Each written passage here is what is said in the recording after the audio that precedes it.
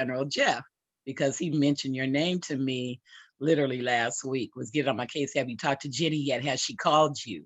And I was like, in my head, I was like, I don't think so, but I didn't want to, you know, disappoint. And I know he would have followed up. So yeah, I am Silky D if he did talk to you about me.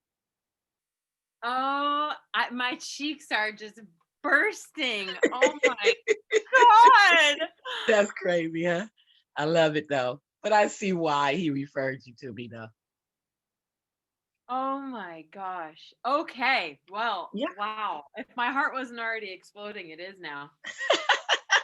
I love it. I love it. That's so wonderful. Andrew. Like, we left Andrew out. I, Andrew. I always feel like I'm always talking over Andrew. I'm doing my best here. What? We got somebody that actually does that? Oh, that's so funny. He's laughing.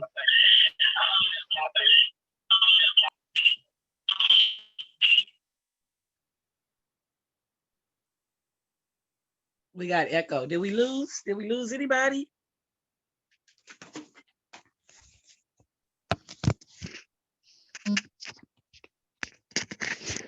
Hello? Hey, do you know DJ Jazzy Joyce?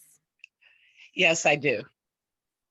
Are you on good terms? We just no. Actually, Jazzy Joyce and I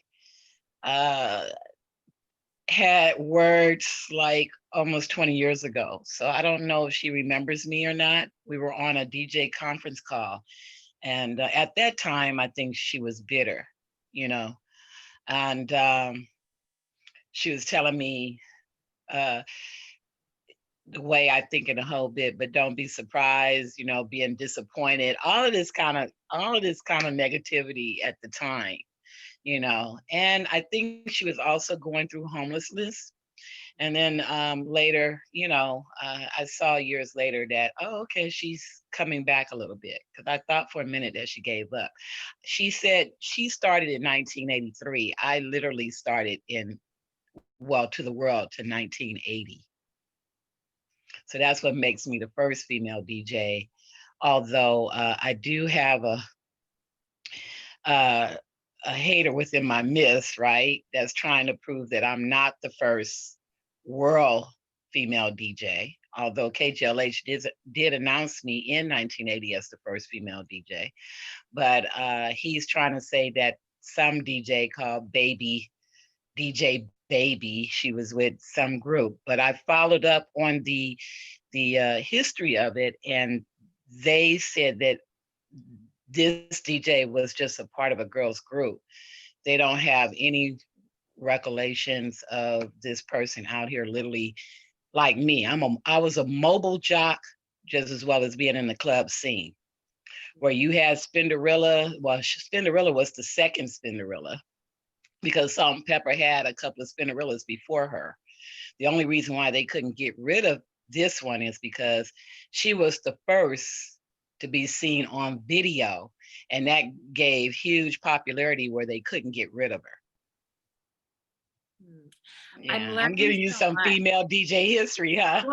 No, it's good. Please, I feel like I come with like a gigantic disclosure already, but like the additional disclosure is really, I'm really kind of clueless. So, well, it's okay. But yeah, Jazzy Joyce, she is considered the first East Coast. Yeah, she's considered the first East Coast female DJ over there. Yeah. Spinderella.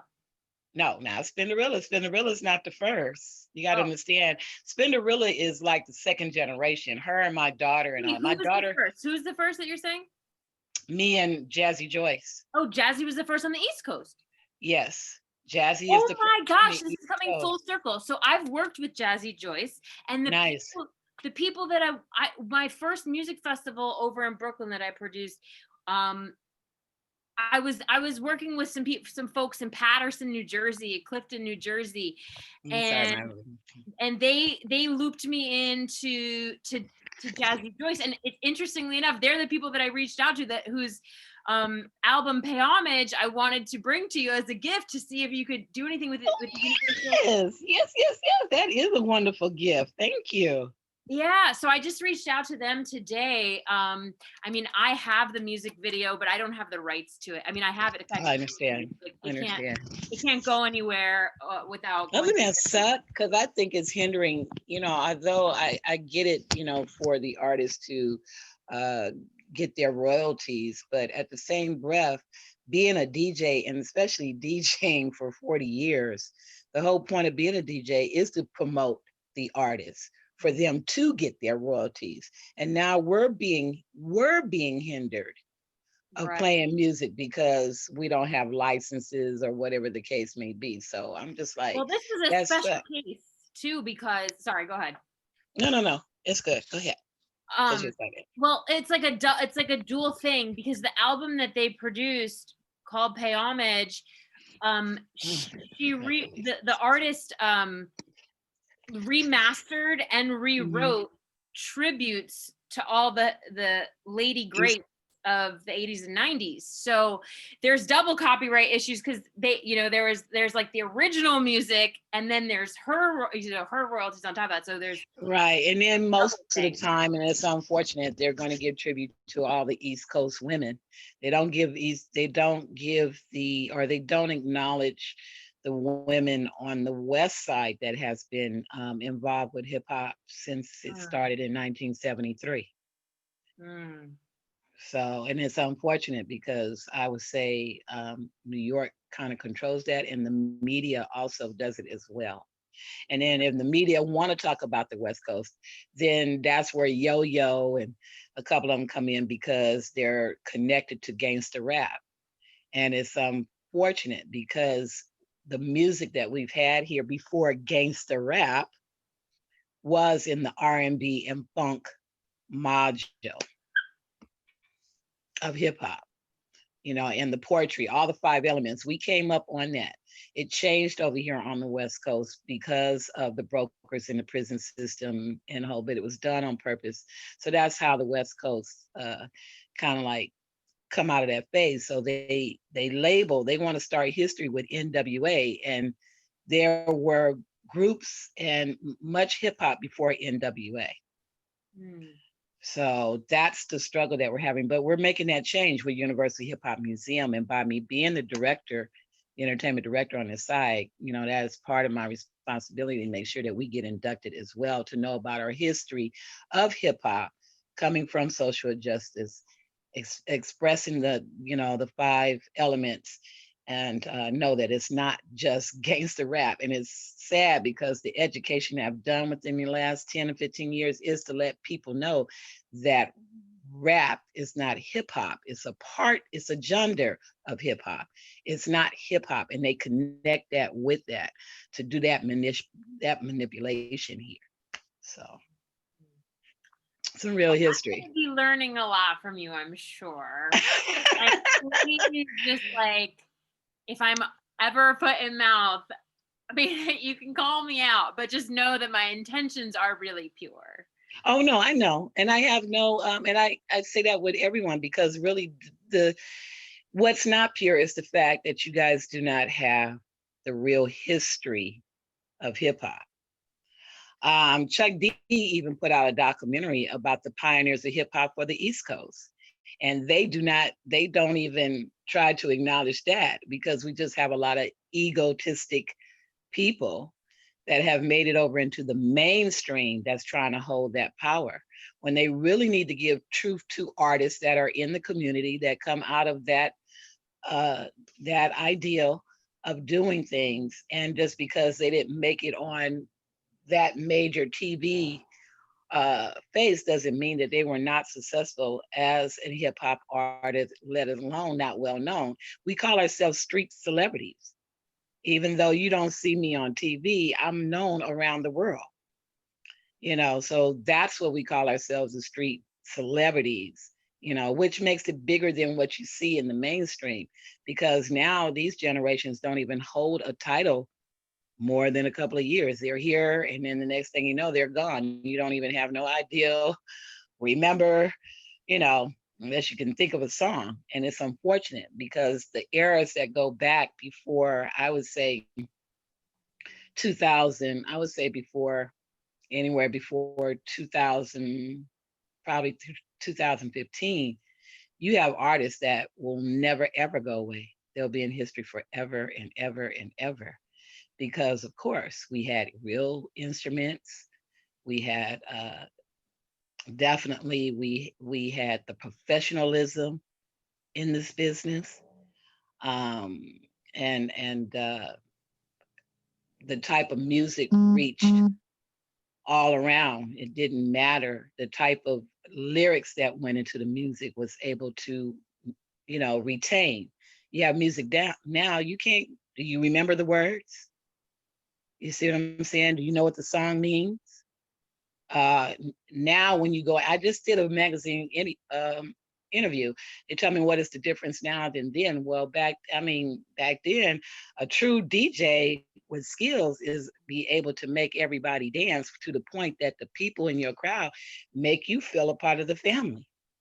That's when you know you have skills, when you can keep people on the dance floor for those 6 hours. Now you walk into a club, everybody's just standing around, or they might dance for a few minutes, even though the music is cut short. The music is cut short. The first four bars, if that, they're more mixtaping than they are actually DJing and spinning and blending, where I come from. We at least got 16 bars before you got to the breakdown. And then next thing you know, it was going into another song, but it kept you on the dance floor. You don't see this in this daytime, and I wonder how clubs really exist. And the only reason why these clubs are existing because they got dancers, right? To keep people coming there to try to have a good time. Right. But before that, even if we had that, we had people who danced. We had people who had a great time. You had an environment when you left out, you never rarely had a fight. Either you're going to get something to eat, or either you're getting a new friend, meeting a new friend, or you're going home and making love. And that was the type of music that we did. And I actually, when I speak for DJs, I tell them, like, you guys are the ones who control the environment. So if you play a bunch of music that talk about killing and selling drugs and all night, you don't think that a fight is not going to happen? Because of the energy that you're pumping out in their ears. Now you can balance it. It's nothing wrong with a little this or that, because of course we got movies and music is about life and it's about everything. But when you have an environment where it's the percentage 80 to 90% is about violence, then yes, you're going to have an incident that happens at a place. Mm-hmm. So you need to balance it. These DJs don't think about that because they no longer have record pools like what we come out of. You have a lot of execs as well as the artists that come through there that we get to speak to, that we get to learn about the industry, that they push us to be on top of our game, and not on top of that, have unity. So that's the era that I come out of. And they're wondering why that young generation get upset at the pioneers and why we're still making this top dollar. Well, we do happy music. We keep people on the dance floor. We talk to the crowd and get them involved. On top of that, it's that whole audience of having a good time and what a DJ is supposed to do, because we love the music, right? These DJs, because they just want to be a DJ, because they just want to be popular. Everybody wants to be a DJ. But the sad part about it is they don't even know what it takes to be a DJ. They don't even study the music.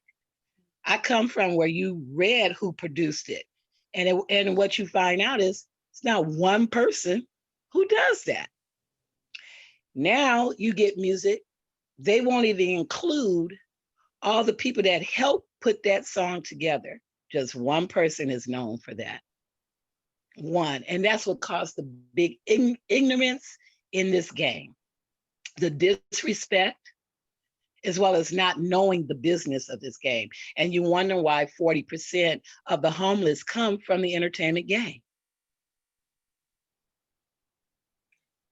It makes a lot of Yeah. sense to me. And it's really interesting that you're talking to me about this because so this my precious baby right now. I mean, I have a lot of precious babies in terms of projects right now, but Yeah. one of my precious babies is this track that, like, you know, I mean, all my stuff, I guess, is downloaded by Spirit, right? I mean, Right. it's all downloads, but I got this particular download, and it is like there's a lot of people who are really excited about it, and everyone I've shared the hook with is like, oh my gosh, it's so catchy, it's so fire, whatever. And then I got excited about it, and I talked to, do you know Anika Sounds familiar. Barbados? And maybe Andrew has, okay, so we haven't met Anika yet. She's Okay. so she's in Andrew's Barbados. so quiet. Tonight, I'm surprised. She's the queen of the drum. So she's Oh, like, okay. and she has sister company Mother Earth, and we are Mother Earth, and we're kind of stewarding. Yeah, Earth is Universal Reformation of Families, and then we've got We Are Mother Earth, which is the U.S. version, and they're like sister companies kind of coming together to use hip hop and architecture to steward the earth. Fine. Beautiful. So then we're working with Sir Bailey on a track that's using John Lennon's hook. Imagine all the people. I offered uniting all the people as the change. Nice. And so we've got, you know, youth on there and elders on there, and it's a beautiful track that Sir Bailey's stewarding that one. So my track that downloaded to me is called Don't Deny My Dopeness, or Dope. Dope for short. And the hook, I'll just bump it for you right now. It goes like this. Diggity, diggity, dope, dope. I know it's all up, slope, slope, but I'm maintaining hope, hope that you will find me dope, dope. And yeah, I like that. It's a kind of like a reggae techno beat. So I wanted to have like a blend of cultures, and I wanted to make this song sort of about the experience of a white woman using hip hop to overcome my traumas, you know, and like navigating my space in the Black culture and in the hip hop culture, right? And then also giving a voice to, you know, my sisters of color, you know, my indigenous sisters, white, but also like white women. And one of the women I invited onto the track is a white woman who's in the hip hop scene in LA, and she did express some concerns about it and about cultural appropriation, and you know, there's and you know, kind of questioning my understanding of the West Coast hip hop scene, and I had to just say to her, like, I mean, you're not wrong, you know, you're not wrong, like I don't. Well, what was her? I don't know, you know, like there's a lot I don't know. So I guess I'm just, in the world of hip hop, there is no color, gender. I mean, my years being here for 40 years, we've never had any discrepancy of someone that is not Black or brown to get up there and do their thing, because the whole point of it is, if you got skills, that's one thing. When we do, we're going to give you your props. Well, I'm glad to hear you say that. And it's funny because she just got off a hip hop game show that I want to use as a part of our called Props. It's a freestyle game show called Props. And I was like, you know, I'm so excited, whatever. Anyway, the point being is I'm just letting you know I'm coming to the conversation, the larger conversation between you and I and all of our potential work together, A, from a place of humility, and B, also from a place of really stepping into my own here too, because I'm a talented writer and I'm a talented artist, and I want to be included. You know? So I guess that's just my where I'm coming to you from, is that I want to learn from you and also bring you what I have and introduce you to the beautiful artists I've been curating and bring you gifts of hip hop. I love it. I just love it, and I can't wait to see you in person. And like everyone else, they pick my brain. So what best for somebody who's energetic and have a bubbly personality to pick my brain? I get some people who pick my brain and I'll be like, okay, well, they're not going to pick my brain too long, you know, because they I do know a lot of people do learn from me, you know. The other thing is if their mindset is not the way of true hip hop, then I don't expect to see them again. So, you know, with this said, I just by the song that you went through, that right there that's an attention. That was a getter. I like that than the norm that has been programmed to those that are out here. So, you know, I always welcome, doesn't matter. Because the whole point of it is really hip hop is hiring, empowering, helping, and healing our people. KRS-One traveled his first couple of years saying that. Now he say hip hop is how you make it and how you want your world to be, but he do put some teachings in there as well. But when he Love the first higher started, inner power, higher inner power. yeah, it was I'm all hiring about and the empowering, acronyms. helping and healing our people. That's originally how it came together when you had two groups out there that was fighting against each other, and they chose to put the guns and the fists down and started battling with each other with words, with MCing. So I mean, that's the true history of hip hop. And we give them the credit, even though hip hop started out here first. We give them the credit because they labeled and created the word hip hop. Who did? The East Coast did. The East Coast did. Okay. Yeah, but otherwise than that, when it came down to social injustice and activism, you could say the West did it with the Black Panthers and the Browns, Right. you know, and so we could say that right there in the South with James Brown, you know, we could say all our artists before that was standing up through their music, right, to talk about injustice and racism and having peace.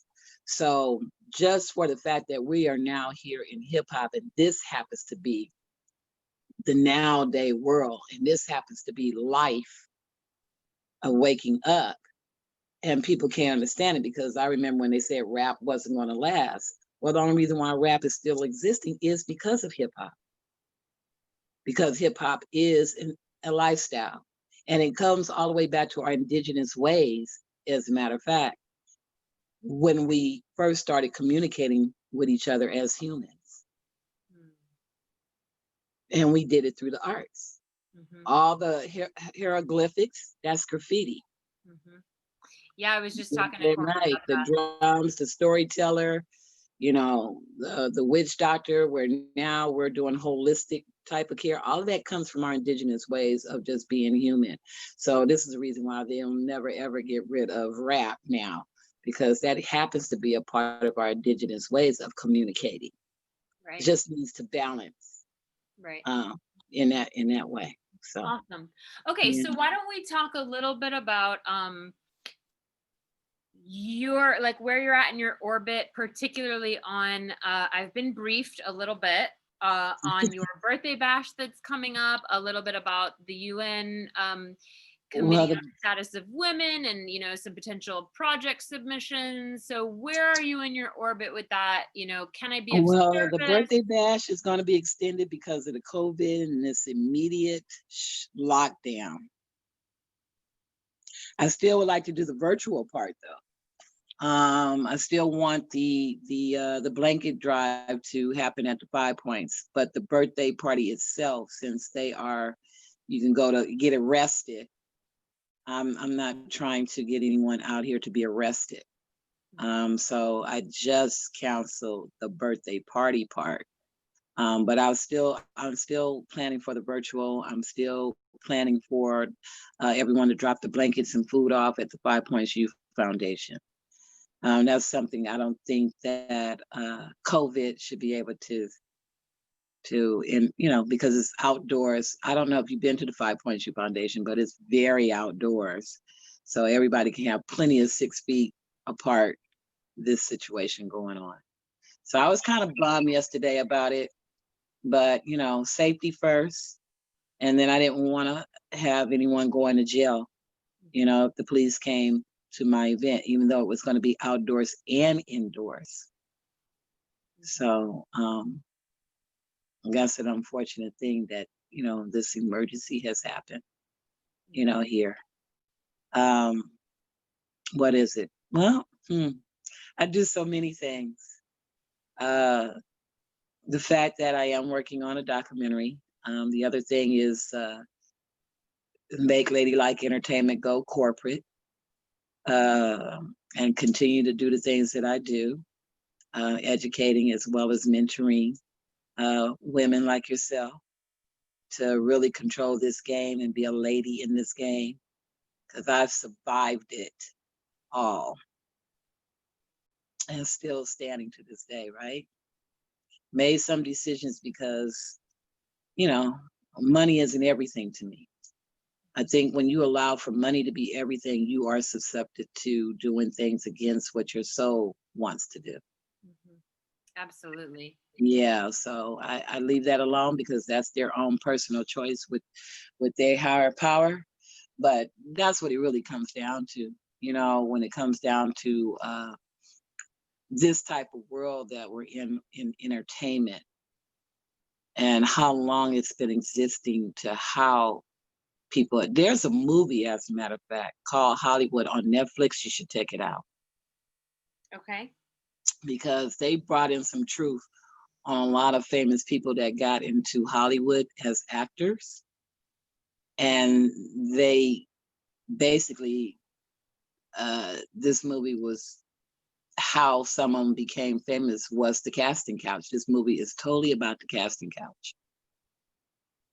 Very interesting because it's I needed exactly, a Netflix watch anyway. yeah, it's very interesting because it's exactly how you can understand, you know, why it's been a long time, the people of power, and still the practices of today to become this super famous person.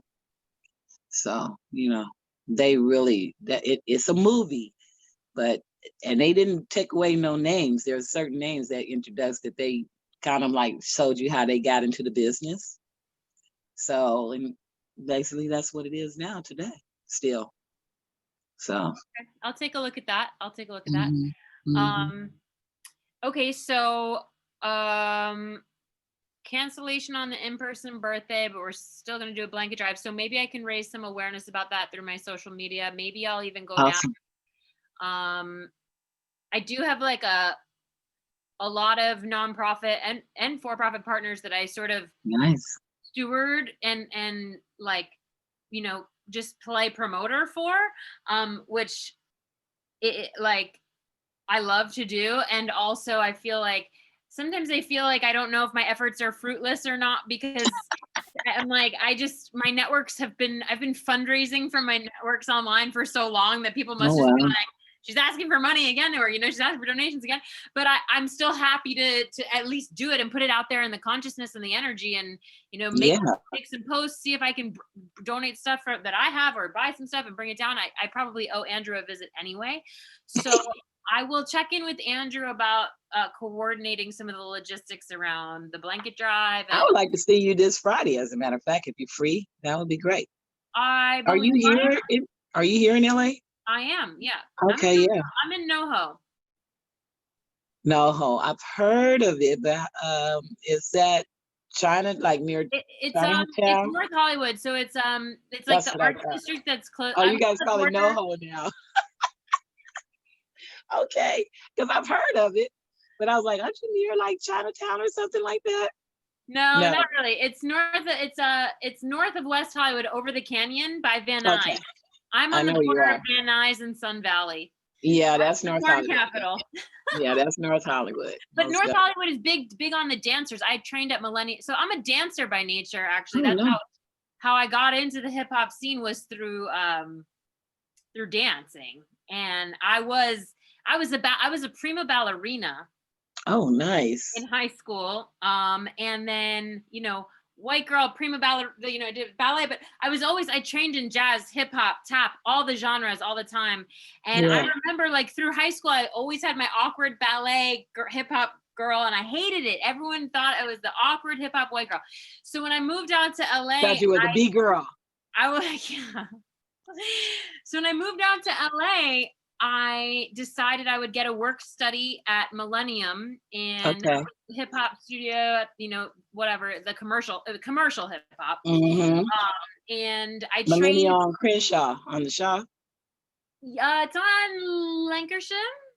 Oh, But okay. Up there. All right. yeah, I don't know. I think they moved now though, so and they might even have multiple locations. But Mm-hmm. that's where I really kind of came into my own and really started really embodying the culture a bit, and then I also I have a lot of home trauma as well. I'm one of 13 siblings of a blended family. 3 moms, 3 dads, my stepfather died of cancer, I That's helped all raise right. my sister. I've struggled with homelessness, Yeah.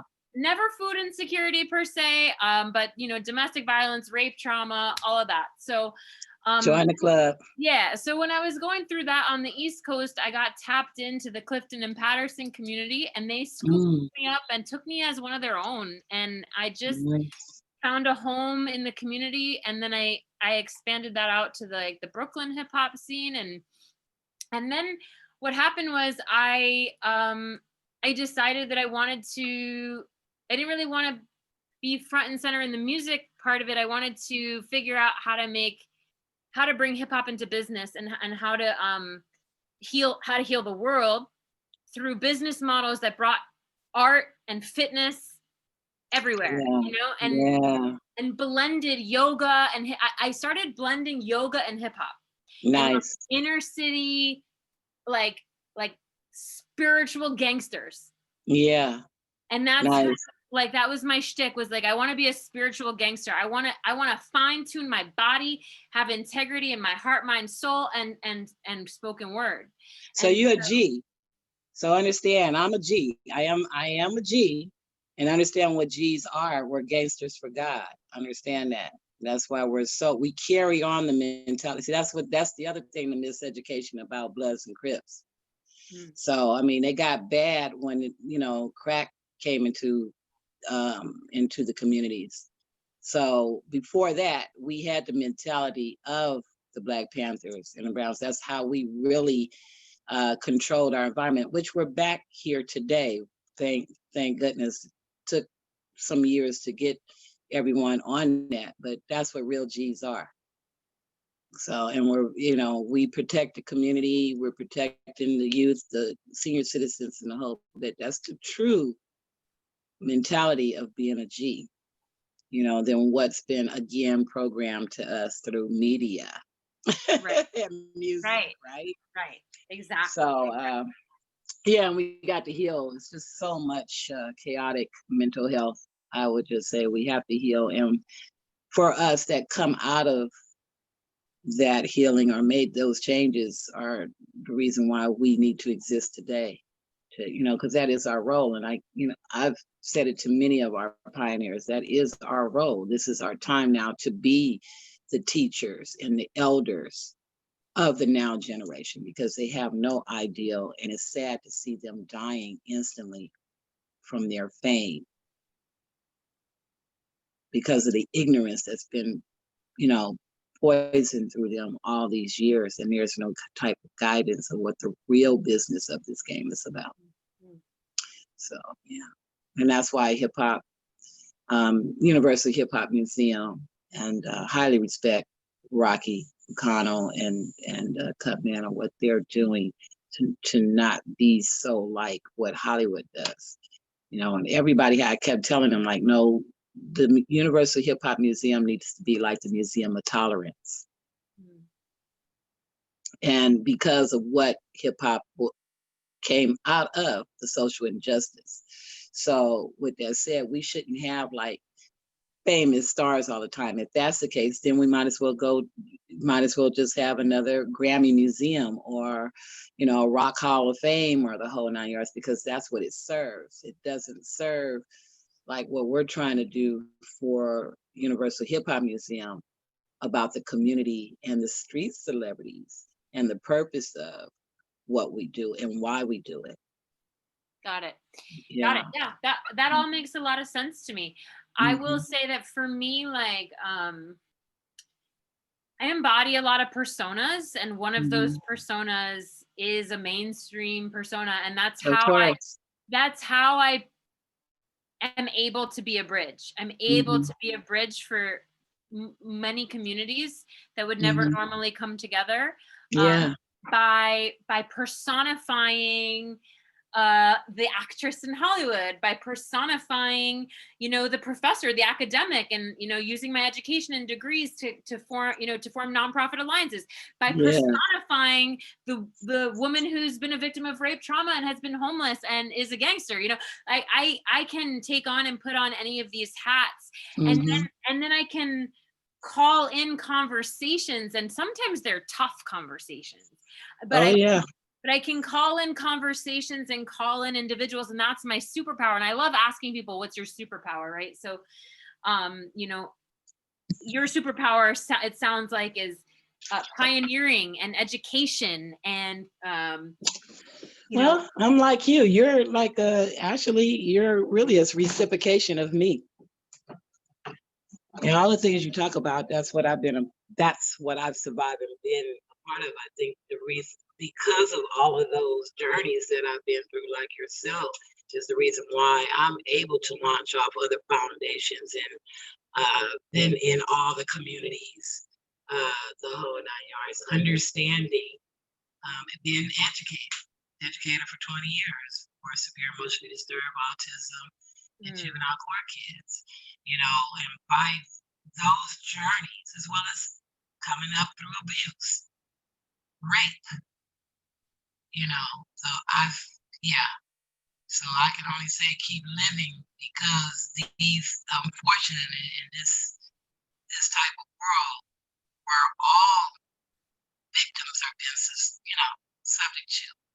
And we do need to be the inspiration of that so that person who has been victimized as well can survive, absolutely. and to get through it, to keep on inspiring and encouraging others that has gone through. I've experienced homeless, and then experienced homeless as a senior, not experienced homeless as somebody being young. Wow. That's a triple mindset to where it can lead you into being suicidal. So because you have been successful all your life, and then all of a sudden you wait till you get older, and a rug is pulled underneath your feet. So there's a lot of things that go involved with that. Why you are now so well rounded and be able to be that spirit tool to communicate and to reach others. And that's why again, it is hip hop. It is higher and empowering, helping and healing on people. Because of that inner power in you, you survived it. Now you can channel that and reach someone else so they can elevate, right? And get to another level, another level, another level. Like they say, the chakras. Yeah, we're doing that. You and I are doing that. And that's why you're able to be who you are, Miss Jenny. Just keep elevating and elevating and elevating. It's a beautiful feeling. I got chills in my body. So that's why I said when I hear you talk, I was like, okay, well, you're like a younger me. Well, I have small tears, and I had heard so much about you for a few months now, Wow. so much, and That's so funny. And now I'm gonna say, I know Jenny. I talked to her. And I think I emailed you because were you a part of when the COVID first got out there and they was giving a thank you to New York to the healthcare workers? No, No. I don't think so. Okay. And the vaccine, not on TV, but helping on the back end of it to. No, I can just tell. Look at your face. Okay, because I've got it. No. Jenny on that. I can take credit for a lot of things, but I don't take credit where credit is not due. That's right. I don't either. Because somebody told me something, I'm like, no, I don't recall that, so I'm not going to even claim it. That's what I tell them. I don't recall it. I'm not going to claim it. Yeah. I know people know a lot of my history because believe me, for me to be a first, I was everywhere. Like every little where we actually did Alonzo did a award show last year, kind of like the unsung hip hop award type of show, and everyone that got an award, I was able to get up on the stage and talk about that person. And I kept apologizing to the crowd, like, I know you guys are wondering why I'm up here all the time. It's because I've been involved in everything that's happened in LA when it comes down to hip hop. And it was just demanding because in my time, no one ever saw anything like me before. So everybody wanted me. And that's how I ended up knowing everybody or being somewhere or knowing this person a whole bit. So that's what happened to me. Well, it's a true blessing to meet you. Oh, hopefully I'll meet you in person, maybe Friday, and or very soon, Friday or very soon. And I look forward to Friday. I'm not gonna even. It's done deal to me. However. Yeah, I mean, I don't have anything going on, so I don't see why not. Awesome. All right. Cool. I can put that in my calendar, and we can. Yeah, Andrew can liaison. Yeah, I'm supposed to see Lady. I'm supposed to see Lady Alicia Hamilton. I want to schedule to see her probably the first half of the morning in Long Beach. And I don't know if you met her or not, but I've spoken to her on the phone while I was walking across America. Yeah, such a beautiful, beautiful spirit there. Such a lovely light right there. So I do want to go see her in the first part of the day. So anytime after in the afternoon, let me know. And you got a famous spot. Well, the way things is going now, huh? Well, right, we can Zoom each other. Huh? What about 5 Points Youth Foundation? That would be perfect. Yeah, we could be at the 5 Points. Okay. So let's plan to continue the conversation at 5 Points on Friday afternoon. Sounds good to me. Andrew, do you have a time you want? Anytime. I'll be there all day. We have 10 o'clock to 11 o'clock Zoom with a Bermuda, but I'll be at 5 Points all day. Okay, well, 1 o'clock, is that good? I could do 1 o'clock. Okay, well, 1 o'clock it is on Friday. Okay, great. I'm looking forward to it. Sorry, my phone, I'm up here trying to put it on my charger set so I can charge something. All good, all good. Okay, Andrew, thank you for all your goodwill and your huge heart and massive, massive network and Mr. Fantastic. They call him Uncle. What they call you now, Andrew? Hip hop calls you Uncle Drew or something? You started that. Well, King T and them now call him Uncle. This is what hip hop is starting to do to him now. They're calling him Uncle. Uncle Andrew. That works too. Yeah, Uncle Andrew. Yeah. Okie doke. Well, on that note, let's end this on a high note, I guess. It's a nice little introduction. I feel like a little like lounging. We did a little lounge, just kind of get to know each other a little bit better, and we can continue that on Friday, and then we can also talk some shop about, projects and how we can collab. I'm down. I'm excited. I am down. Okay. Trust me, I'm always open to anything that's going to continue to do God's work. That's what I call it. Yes, yes, and yes. All right, to do God's work. I'm gonna wrap it up, and I'll see you. Yes, I love you both, and thank you, Andrew. Love you. Bye. Bye. Have a blessed night. Bye-bye.